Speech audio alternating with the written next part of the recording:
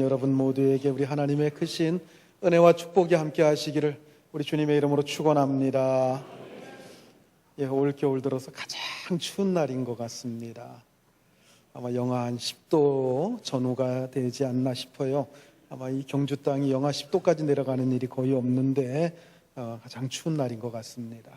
그렇지만 또 이렇게 주의 전에 나와서 예배하는 여러분들 마음속에 예배를 통해서 하나님의 풍성한 은혜가 그리고 여러분들 마음속에 정말 하나님의 성령의 따뜻한 기운이 넘쳐날 수 있기를 주님의 이름으로 축복합니다. 옆에 분들하고 그렇게 한번 인사하십시다. 주의 은혜로 따뜻해지세요 하고 인사합시다.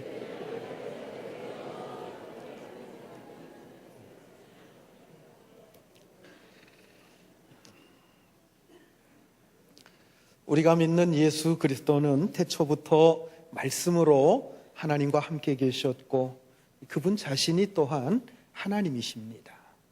그리고 말씀이신 그리스도께서는 천지 만물을 창조하신 창조주이기도 하십니다. 모든 만물이 그분으로 말미암아 지은 바 되었고 그 어떤 것도 그분과 상관없이 지어진 것이 하나도 없다고 했습니다. 그래서 이 세상의 모든 것은 다 그분이 지으신 것이고 이 세상의 모든 생명 또한 그분으로부터 부여받은 것입니다. 오늘 본문 4절에 보면 그 안에 생명이 있었다 이렇게 말씀을 합니다. 예수 그리스도 안에 생명이 있었다고 하는 거죠. 여러분, 우리 안에도 생명이 있어요. 그러나 우리 안에 있는 이 생명은 다른 사람에게 나누어 주거나 남을 살릴 수 있는 생명은 아닙니다. 물론 우리도 때로 죽어가는 다른 사람에게 우리의 피를 수혈해 줄 수는 있습니다. 또 두 개가 있는 장기는 죽어가는 사람을 위해서 하나를 떼어서 나눠줄 수도 있어요. 그러나 근본적으로 우리가 다른 사람에게 나누어 줄 수 있는 그런 생명을 가지고 있는 것은 아닙니다. 그런데 예수 그리스도 안에 있는 생명은 우리가 가지고 있는 생명과는 근본적으로 다릅니다. 예수 그리스도 안에 있는 생명은 다른 사람에게 나누어 줄 수 있는 생명이고 죽은 자를 살릴 수 있는 생명인 줄 믿으시기 바랍니다.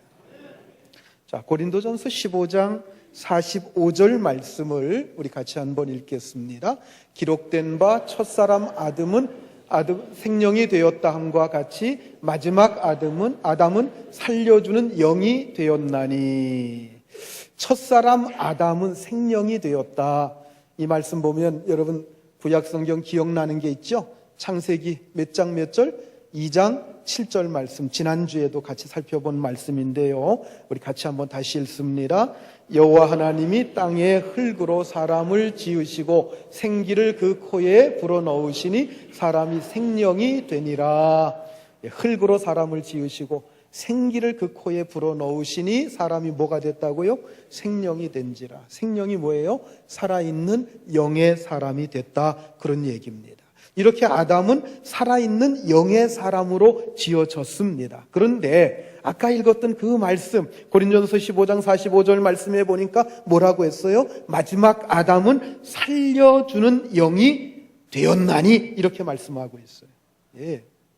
첫사람 아담은 살아있는 영, 생명이 된 사람이고 그러나 마지막 아담이신 예수 그리스도께서는 살려주는 영, 죽은 영혼을 살리는, 죽은 사람을 살리는 예수 그리스도 안에는 영원한 생명이 있기 때문에 누구든지 자신이 원하는 자에게 이 생명을 마음껏 부어주시는 하나님이신 줄 믿으시기 바랍니다.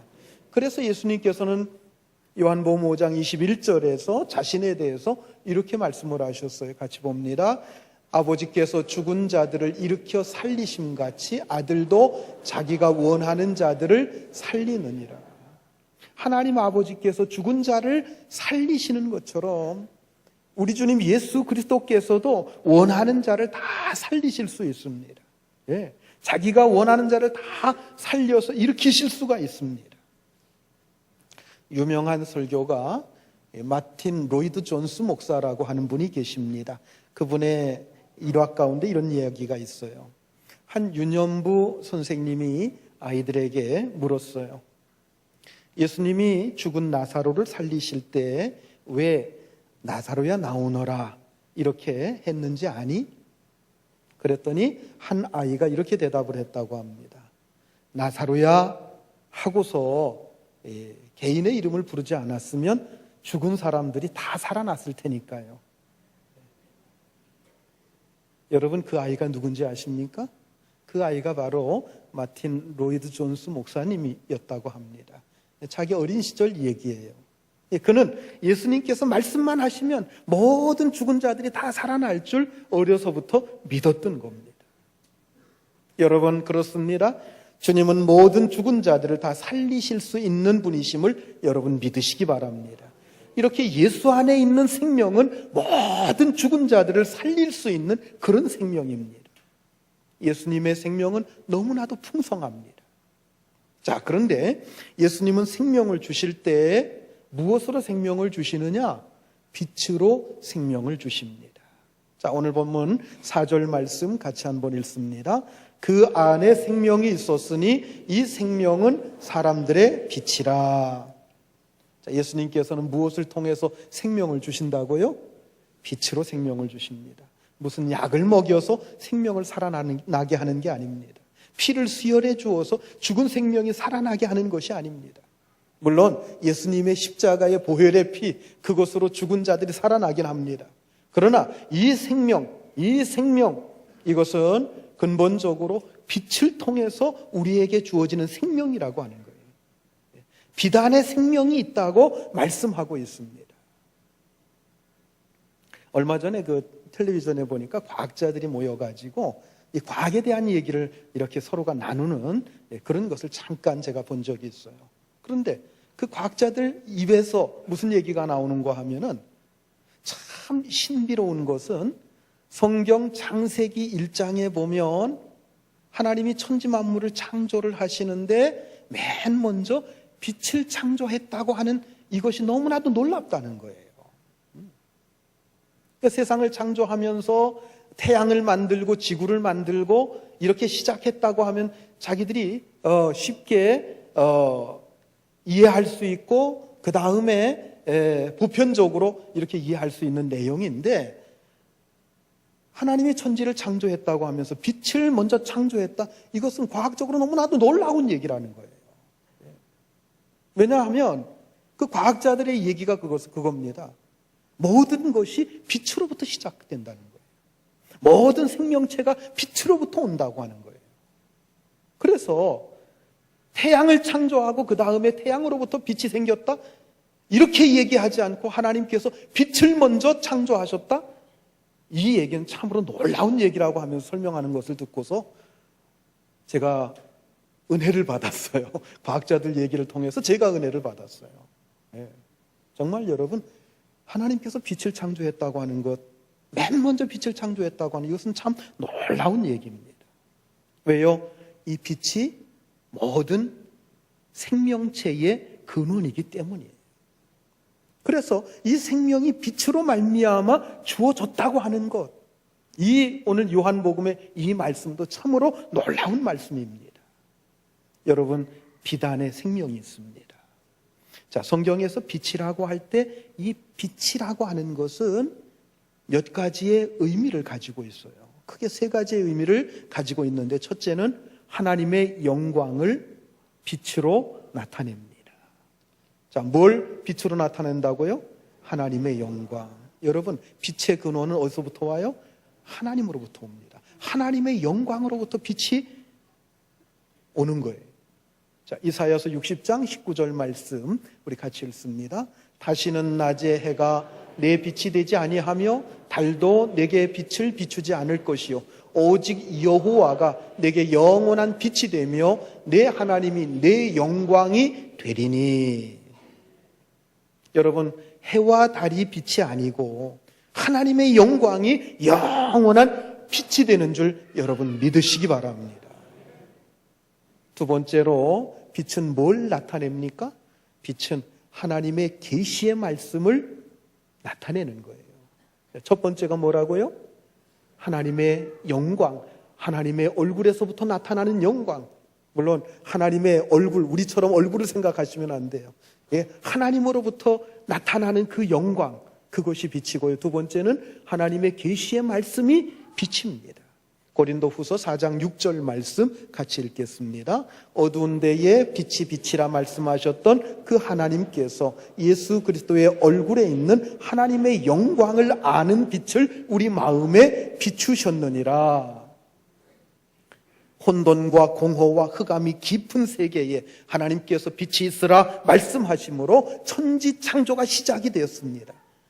빛이 생겨나면서 공허와 혼돈과 흑암 속에 있던 이 세계가 하나하나 질서가 생겨나기 시작한 거예요. 그 하나님께서 예수 그리스도를 통해서, 그분의 얼굴을 통해서, 그분의 마음을 통해서, 그분의 인격을 통해서, 그분의 말씀을 통해서 우리의 어둡고 공허한 마음 속에 빛을 비추십니다. 말씀의 빛을 비추십니다. 그분은 말씀이십니다. 하나님의 계시의 빛을 비추십니다. 그래서 우리의 삶에 근본적으로 새로운 질서가 하나하나 생겨나기 시작합니다. 예수를 알지 못했던 사람에게 예수의 복음이 심어집니다. 그러면 그 마음속에 새로운 질서가 하나하나 생겨나게 되는 줄로 여러분 믿으시기 바랍니다. 또 한 가지 빛은 뭘 의미합니까?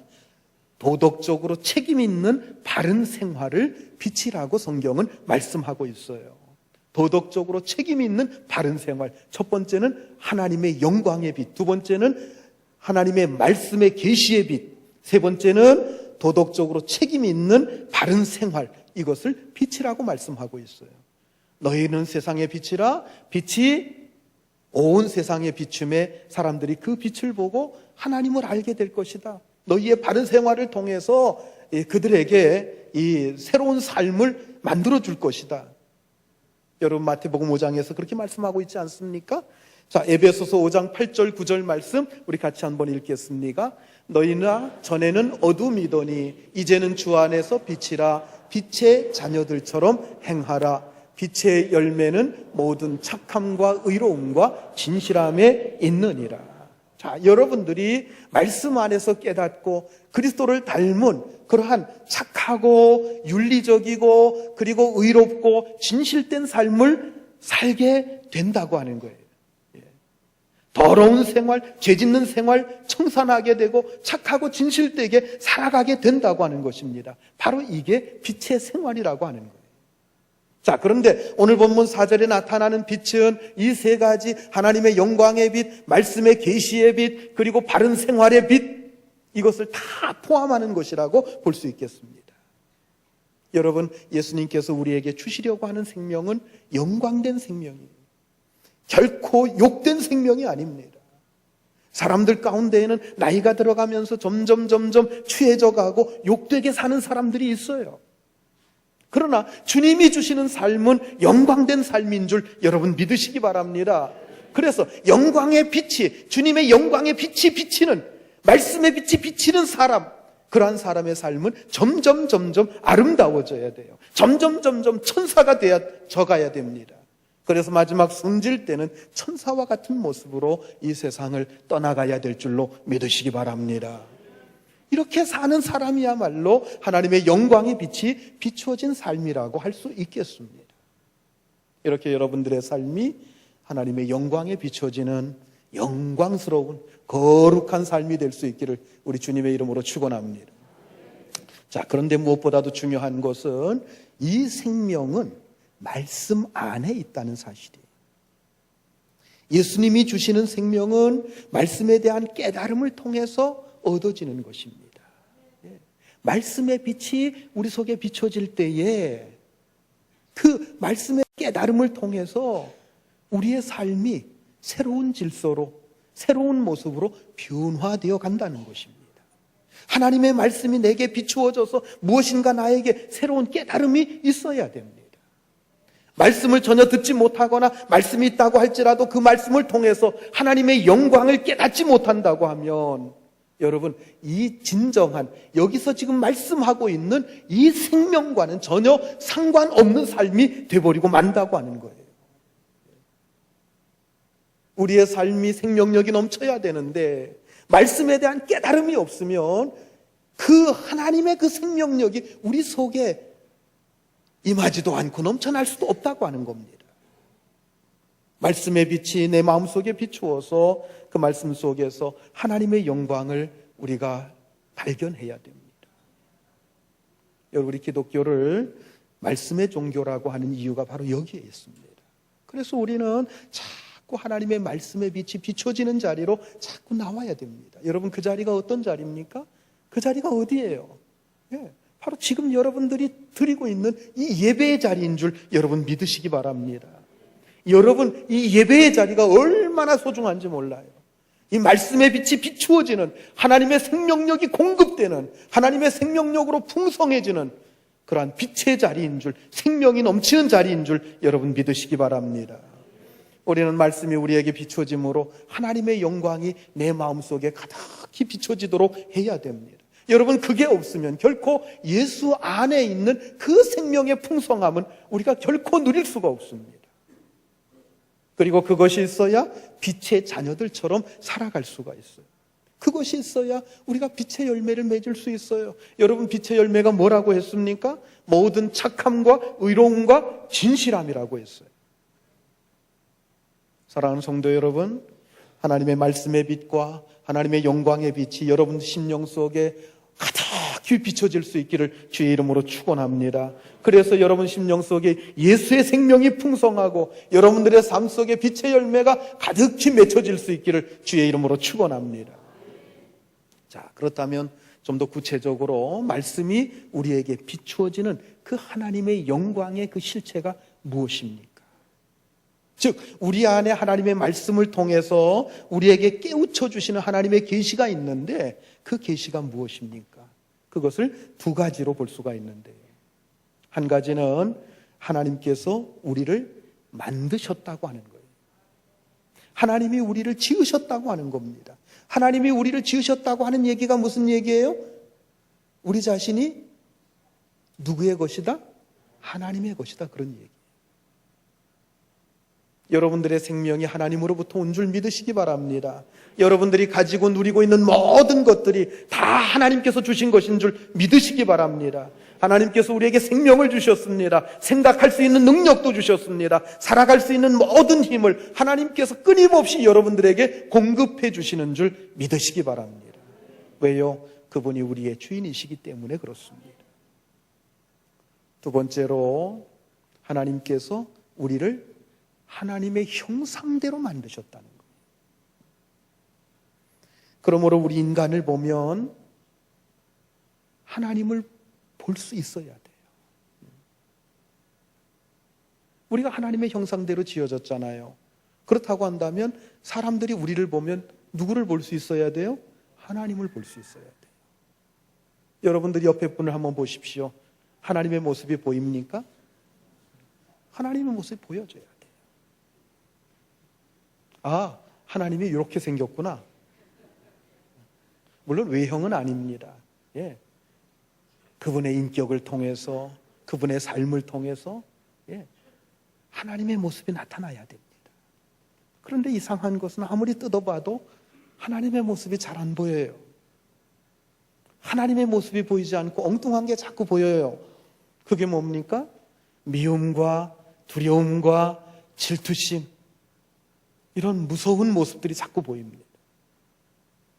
조금만 자기를 해친다고 생각되면 끝까지 보복하려고 하는 무서운 모습, 이런 모습들이 자꾸 보여져요. 전혀 하나님의 모습을 보여주지 못하고 있어요. 여러분, 하나님께서 이것보다도 우리를 보시면서 가슴 아파하시는 일이 또 없습니다. 하나님을 비추도록, 하나님을 보여주도록 그렇게 지어진 사람들에게 보여지는 것은 하나님이 아니라 오히려 무서운 마귀의 모습입니다. 그러니 하나님의 거룩한 뜻이 얼마나 왜곡된 것입니까? 여러분, 바로 이것 때문에 예수님께서 세상에 오셨어요. 예수님께서 단순히 이런 이야기를 해주시려고 오신 것이 아닙니다. 우리로 하여금 다시금 하나님의 모습을 회복하도록 하는 것, 이것이 바로 예수님께서 이 세상에 오신 목적이에요.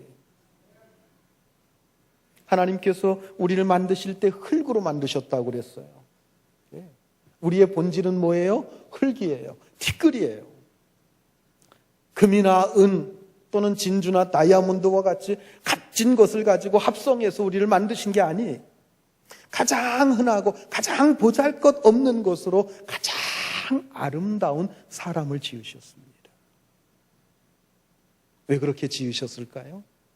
우리가 이 흙이나 티끌같이 보잘것없다고 하는 이 겸손함을 가지고, 이렇게 보잘것없으니까 내가 어떻게 해서든지 하나님의 뜻에 복종해서 살아야지, 하나님 앞에 복종하여 살라고 하는 뜻입니다. 그렇게 하나님 앞에 겸손히 복종하게 될 때 우리를 영광스럽게 해주는 것, 여러분, 이것이 원래 하나님의 계획이었습니다. 그런데 인간은 자신이 흙으로 만들어진 줄 모르고 티끌로 만들어진 줄 생각하지 않고 그냥 자신을 대단한 존재처럼 생각을 하고, 그래서 얼마나 교만하게 행동하며 사는지 몰라요. 예수님께서는 우리 앞에서 실제로 이 복종을 보여주시려고 이 세상에 오셨어요. 그분은 하나님과 똑같은 분이시지만, 그 지위와 권세와 영광 다 하나님과 똑같은 분이시지만 그 모든 것을 다 버리시고 사람이 되셔서 죄인처럼 이 세상에 오셨습니다. 그리고 오직 모든 것을 우리를 구원하시려고 하는 하나님의 뜻에 철저하게 복종하셨습니다. 그게 바로 십자가의 죽으심이에요. 왜 그렇게 죽으셨습니까? 물론 우리를 구원하시기 위해서 그렇게 죽으셨어요. 그러나 또한 우리도 그렇게 하나님의 뜻에 복종해서 살라고, 그걸 보여주시려고 그렇게 죽으신 거예요. 그러나 교만해질 대로 교만해진 인간은 절대로 스스로 낮아지려고 하질 않습니다. 수많은 심판을 목격하면서도 기회가 있는 대로 하나님께 대적을 합니다. 오직 십자가에 죽으시고 부활하신 주님께서 하나님께로부터 성령을 받아서 우리에게 주시지 않는 한 우리는 겸손해지는 게 불가능합니다. 성령께서 그 마음속에 오셔서 거칠고 완악한 마음을 새롭게 해주실 때 사람들은 죄 없이 십자가에 달리신 그 주님을 바라보게 되는 겁니다. 그리고 그들은 자신의 교만을 고백하고 겸손히 용서를 빌게 되는 거예요. 그러므로 말씀이 우리 가운데 비춰져야 됩니다. 그래야 하나님 앞에서 우리 자신이 얼마나 못된 인간인가, 완악한 인간인가, 이것을 깨닫게 되고 하나님 앞에 회개 자복하게 되는 거예요. 여러분, 어떤 사람이 복된 사람인 줄 아십니까? 하나님의 말씀이 비추어져서 자기가 정말 하나님 앞에 죄인이로구나, 이것을 깨닫는 사람이 여러분 복된 사람인 줄 믿으시기 바랍니다. 그런 사람에게 이 생명의 풍성함이 나타나는 거예요. 그런데 사람들은 설교를 들으면서도요, 나쁜 것은 다 다른 사람에게 적용하려고 해요. 그저 자기는 의로운 척, 자기는 그런 말씀 없어도 되는 척. 그거 참 누구가 들을 말이지, 저 사람이 들어야 될 설교야, 이렇게 생각을 합니다. 자기는 그렇게 나쁜 죄인이라고 생각하지 않아요. 다윗 왕은 신하의 아내를 범하여 그 신하의 아내의 잉태를 시켰습니다. 임신을 시켰습니다. 그리고 그녀의 남편을, 그 모든 것을 다 이렇게 덮기 위해서 가장 격렬한 전쟁터 맨 앞에 내보내서 전쟁에서 죽게 만들었어요. 그런데 그는 선지자가 찾아와서 자신의 죄를 지적하는데도 깨닫지 못하고 다른 사람의 이야기인 줄 알고 그냥 화를 버럭 냈습니다. 선지자가 찾아와서 비유를 들어서 다윗 왕의 죄를 지적을 했어요. 어떤 부자가 있는데 그 부자는 양이 아주 많은 사람이에요. 양을 100마리 이상 가지고 있는 사람이에요.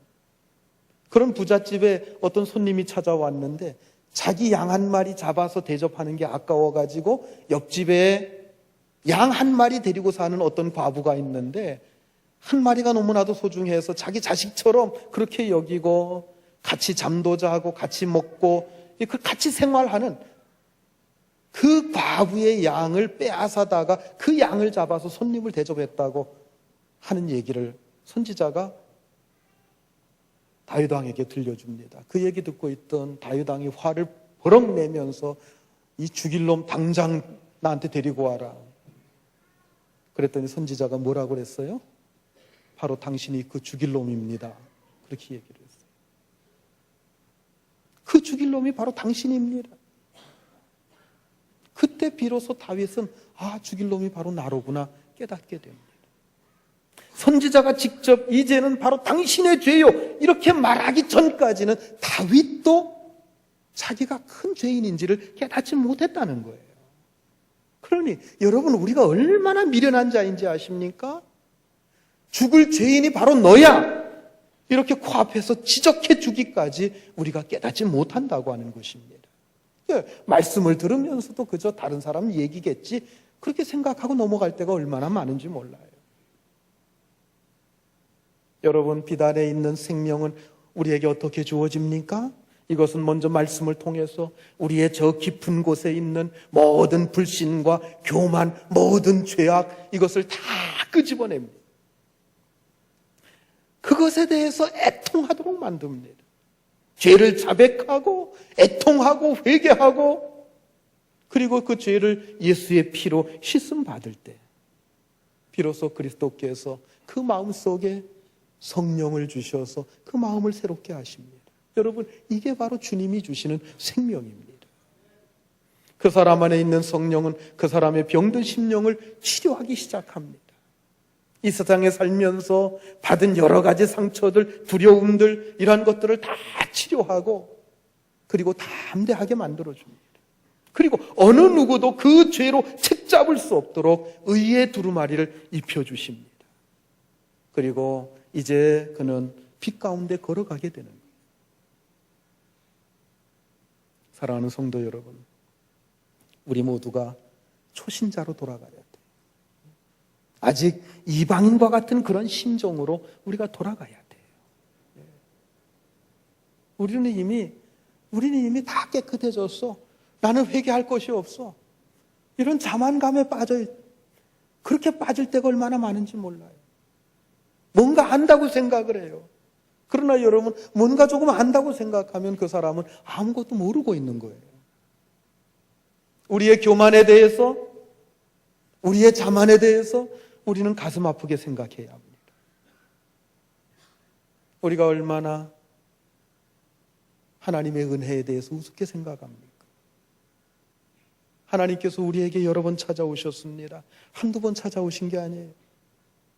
그런데도 우리는 거기서 더 나아가지 못하고 얼마나 가운데에서 그 죄악 가운데에서 질척거리며 살고 있습니까? 빛 가운데로 나와야 됩니다. 말씀이 선포되는 자리로 나와야 됩니다. 그리고 하나님께서 나에게 은혜를 주신 대로 모든 삶에서 그 하나님의 뜻에 복종하고 내 모든 삶을 통해서 하나님께 영광을 돌려드려야 됩니다. 본문 5절 말씀 우리 같이 한번 읽겠습니다. 5절입니다. 빛이 어둠에 비치되 어둠이 깨닫지 못하더라. 천지가 창조될 때에 모든 것이 어둡고 무질서했습니다. 거기에는 아무것도 없었습니다. 그러나 하나님의 말씀이 나타났습니다. 하나님께서 빛이 있으라 하고 말씀하시니까 빛이 생겨났습니다. 그리고 빛이 생겨나니까 모든 것들이 다 변하기 시작했습니다. 혼돈과 공허 속에 뒤죽박죽되어 있던 세상이 하나하나 질서가 잡혀가기 시작했습니다. 마치 밤중에 갑자기 정전이 되어서 아무것도 보이지 않게 되었다고 한번 생각해 봅시다. 그 속에서 먹고 놀고 잠자고 그러고 있다고 한번 생각해 보세요. 그러면 어떻게 되겠습니까? 집안이 온통 뒤죽박죽 엉망진창 그렇게 되지 않겠습니까? 그때 갑자기 전기가 다시 들어왔어요. 온 집안이 밝아졌습니다. 그러면 어떻게 합니까? 하나하나 정리하기 시작하죠. 질서가 잡히기 시작합니다. 말씀으로 천지를 창조하실 때 바로 그랬다고 하는 거예요. 그리고 예수 그리스도께서 이 세상에 오셔서 말씀하시기까지 온 세상은 다시 철저한 어둠 가운데 있었습니다. 구약시대에 하나님께서 선지자들을 통해서 말씀을 주십니다. 그러나 구약에 있는 백성들이 그 말씀을 다 깨닫지 못합니다. 오히려 선지자들을 핍박합니다. 하나님께서 더 이상 선지자를 보내시지 않을 때가 있었어요. 구약의 말라기 선지자가 있고 나서 그 다음부터 예수 그리스도께서 오시기까지 한 400년, 500년 동안 선지자가 없었습니다. 하나님께서 말씀을 보내시지 않고 침묵하실 때, 그때를 중간기라고 얘기를 하고요, 인터림이라고 얘기를 합니다. 온 세상은 혼란과 어둠에 빠져 있었습니다. 드디어 예수 그리스도께서 오셔서 첫 입을 떼셨을 때 너무나도 찬란한 빛이 이 세상에 쏟아진 것입니다. 마치 하나님께서 처음에 땅이 혼돈하고 공허하며 흑암 속에 있던 이 세상 속에 빛을 쫙 비치시면서 새로운 세상을 창조하실 때와 같은 모습입니다. 사도 요한은 이 부분에서 창세기 첫 부분과 연결시키고 있는 것이 분명합니다. 철저한 어둠과 혼돈 속에 빠져있던 세상에 하나님이 말씀하시고 빛이 비추어졌을 때 온 세상이 정돈되고 모든 살아있는 것으로 풍성해지기 시작했습니다. 그렇듯이 하나님께서 오랜 침묵을 깨뜨리시고 직접 사람이 되셔서 오셔서 말씀을 선포하기 시작했을 때 눈뜨고 볼 수 없는 찬란한 빛이 세상에 가득 비춘 것입니다. 여러분, 태양이 떠오르기까지 작은 빛들이 중요한 역할을 하지요. 작은 빛들, 달빛도, 그리고 별빛도, 또 가로등도, 그리고 손전등도, 이런 것들이 중요한 역할을 합니다. 그러나 여러분, 태양이 떠올라 보세요. 다 필요 없습니다. 다른 빛들이 다 소용없습니다. 주님이 오시기까지 선지자나 랍비나 현인들이 이런 작은 빛의 역할을 했습니다. 그러나 예수님께서 오셨을 때 이 세상의 다른 빛들은 모두 다 자취를 감추고 말았습니다. 그분은 온 인류 앞에 하나님의 영광을 나타내는 위대한 빛을 비추십니다. 더 이상 다른 빛, 다른 계시가 필요 없었습니다. 왜요? 하나님께서 직접 오셔서 당신 자신을 보여주셨기 때문입니다.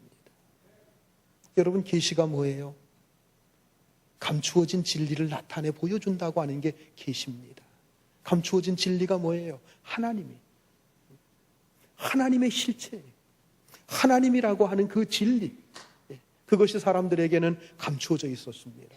그런데 하나님이 인간이 되셔서 이 세상에 오셨습니다. 하나님의 진정한 모습을 다 보여주셨습니다. 찬란하게 보여주셨습니다. 하나님의 영광의 빛을 비춰주셨습니다. 천지창조 때 하나님은 빛만 비추시고 그만두시지 않았습니다. 빛을 비추신 후에는 모든 것이 풍성하게 살아났습니다. 새파란 하늘도 만드시고 바다와 육지도 만드시고 하늘의 태양과 달과 별들도 만드시고, 그리고 온갖 식물들과 동물들, 짐승들, 육축들, 물고기들 가득히 만드셨습니다. 말씀이 우리에게 비추어졌을 때에도 그저 회개만 하고 끝나는 게 아닙니다. 말씀이 우리 안에 비추게 될 때에 회개하게 되고, 또 회개한 그 심령 속에 성령을 부어주시고 계속해서 말씀을 부어주시고, 그래서 우리의 삶은 근본적으로 바뀌어지게 되는 거예요. 엄청나게 달라지게 되는 겁니다. 하나님의 그 풍성한 은혜를 우리가 누리게 되는 거예요. 하나님의 거룩한 인격을 닮아가게 되는 겁니다. 엄청나게 부유한 삶을 살게 되는 거예요. 여러분, 말씀의 빛이 비추어지면 거기에는 굶주림이라는 것이 없습니다. 어둠이라는 것이 없습니다. 혼돈이나 무질서라는 것이 없습니다. 얼마나 풍성한 삶이 있는지 모릅니다. 이러한 풍성한 삶, 이렇게 이 세상에서 시작이 되는 거예요. 그리고 이 풍성한 삶은 영광된 하늘나라에 갈 때에 완전해지는 줄 여러분 믿으시기 바랍니다. 그러므로 여러분, 말씀의 빛 앞으로 나와야 됩니다. 말씀 앞에 나올 때는 마음 활짝 열고 나와야 돼요. 마음 닫으면 안 됩니다. 어떤 말씀이 들려진다고 할지라도 여러분 마음 활짝 열고 아멘 아멘 하면서 그 말씀을 모두 받아들여야 됩니다. 말씀이 자신의 교만함을 모두 비추게 하십시오. 말씀이 자신의 불신앙을 모두 책망하게 하십시오.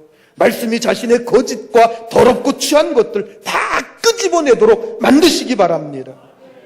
자신을 완전히 부끄럽게 해서 오직 하나님의 자비와 긍휼 없이는 살 수 없다고 하는 이런 죄인으로 만들어야 됩니다. 바로 이것이 하나님께서 우리에게 빛을 비추신 목적입니다. 그리스도의 빛 앞에서는 우리가 늘어놓는 여러 가지 자랑거리들이 그저 추잡한 변명밖에는 되지 않습니다. 냄새나고 부더기 나는, 부더기가 우글거리는 넝마 조각밖에는 되지 않아요. 그러므로 빛 되신 주님 앞에 우리는 겸손하게 나와야 됩니다. 자신의 더럽고 추한 모든 죄를 인정해야 합니다. 회개 자복해야 합니다. 주의 보혈로 깨끗이 씻음 받아야 됩니다. 그리고 성령으로 새롭게 하심을 덧입어야 됩니다. 여러분, 이게 우리의 자랑이죠. 여러분, 세상적인 것 가지고 자랑하지 마십시오. 본문 5절에 보면 빛이 어둠에 비치되 어둠이 깨닫지 못했다고 했습니다. 빛이 어둠에 비추니까 모든 사람들이 깜짝 놀랐어요. 어둠 속에서 벌거벗고 온갖 추잡한 짓 다 하고 있는데 갑자기 빛이 한번 딱 비춰졌다고 한번 생각해 보십시오. 얼마나 놀라겠습니까? 그 다음에 어떤 행동을 해요? 막 그 빛을 덮으려고, 그 빛을 가리려고, 그 빛을 끌려고 애쓸 것 아니겠습니까? 그러나 여러분, 어둠은 빛을 이기지 못해요. 여러분, 어둠은 빛을 이기지 못합니다. 사람들은 예수님의 가르침을 핍박했습니다. 처음에는 회당에서 설교하게 했어요. 예수님이 나타나서 기적도 행하면서 말씀을 증거하니까 그들은 생각하기를, 또 다른 선지자가 왔나 보다, 또 다른 랍비가 왔나 보다, 또 다른 선생이 왔나 보다. 그래서 설교하게 자리를 내줬어요. 그런데 그분이 말씀을 하는데 그래도 자기들은 깨끗하고 자기들은 그래도 율법대로 살고 자기들은 그래도 다른 사람들보다 거룩하다고 생각하고 그렇게 지내왔는데 그들의 마음을 자꾸 비추는 거예요. 말씀으로 자꾸 그들의 양심을 찌르는 거예요. 그들의 죄를 자꾸 들춰내는 거예요. 그러니까 그들이 어떻게 했어요? 회개해야 되는데 회개하지를 못합니다. 나중에는 설교를 못하게 하는 거예요. 자꾸 멀리하는 거예요. 핍박하는 거예요. 죽이려고 하는 거예요. 결국은 십자가에 못 박아 죽였습니다. 할 수만 있다면 빛을 소멸시켜서 드러나지 못하게 만들려고 애를 썼어요. 그러나 여러분, 어둠은 빛을 뭐하지 못한다? 이기지 못해요. 여러분, 오늘날에도 모두가 다 이 빛을 좋아하는 것은 아닙니다. 빛을 싫어하는 사람들이 많습니다. 심지어 신자들 가운데도 분명하고 바른 설교를 좋아하지 않는 사람들이 있어요. 그들은 그저 강단에서 듣기 좋은 얘기나 해주기를 바랍니다. 죄, 멸망, 지옥 이런 얘기 제발 좀 하지 않았으면 좋겠다. 그렇게 생각하는 신자가 꽤 많이 있어요. 아마 이 자리에도 있을지 몰라요. 여러분, 그것은 어둠으로 빛을 가리는 행위예요. 이 핑계 저 핑계 다 되지만은 이유는 단 한 가지. 아직도 그는 어둠 가운데 머무르고 싶은 거예요.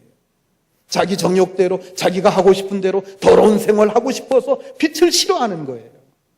그러나 여러분, 명심하십시오. 어둠은 빛을 절대로 이기지 못한다고 하는 것입니다. 여러분, 빛 가운데 걸어가는 것이 두렵고 부담스럽습니까? 계속 자기 자신을 감추고 그냥 은밀하게 죄 지으면서 살기를 원하고 있습니까? 여러분, 그러면 영원한 생명은 없습니다. 영원한 생명은 없습니다. 그 안에 생명의 풍성함도 없습니다. 결국 주어진 이 생물학적인 생명이 끝날 때 영광도 없이 버림받은 상태에서 비참하게 죽음을 맞이하게 될 것입니다. 그리고 그렇게 죽은 후에는 자식들이 더러운 유산 다툼이나 하게 될 거지요. 또한 말씀의 빛이 비추었음에도 불구하고 거기에 불순종하고 어둠으로 빛을 몰아내려고 한 그 죄에 대해서 영원한 심판을 면하지 못하게 될 것입니다. 사랑하는 성도 여러분, 우리 그리스도인들은 이 세상 것이 아닌 하나님의 말씀으로 사는 자들입니다. 말씀의 빛 가지고 사는 자들입니다. 여러분, 이 말씀의 빛이 여러분들의 삶의 구석구석, 여러분들의 마음의 구석구석 비추게 해야 됩니다. 여러분들의 행동 구석구석, 여러분들의 가정 구석구석 다 비추게 해야 됩니다. 그래서 여러분들의 마음 속에서, 여러분들의 삶의 영역 속에서 그 모든 더럽고 어두운 것들, 더러운 죄악들 다 몰아내고 하나님의 거룩한 형상, 이것을 회복해가는 것. 여러분, 이것이 바로 예수님께서 이 땅에 오신 목적이요, 예수님께서 우리에게 생명을 주시는 목적이요, 말씀으로 오늘도 끊임없이 우리에게 가르치시는 목적인 줄 믿으시기 바랍니다. 날마다 이 말씀 안에서 여러분들의 마음과 생각이 날로 새로워질 수 있도록 말씀 안에 있기를 바랍니다. 더 기도하시길 바랍니다. 성령의 음성에 귀를 기울이시길 바랍니다. 이런 은혜가 여러분들과 여러분들의 삶 속에 가득할 수 있기를 우리 주님의 이름으로 축원합니다. 기도하시겠습니다.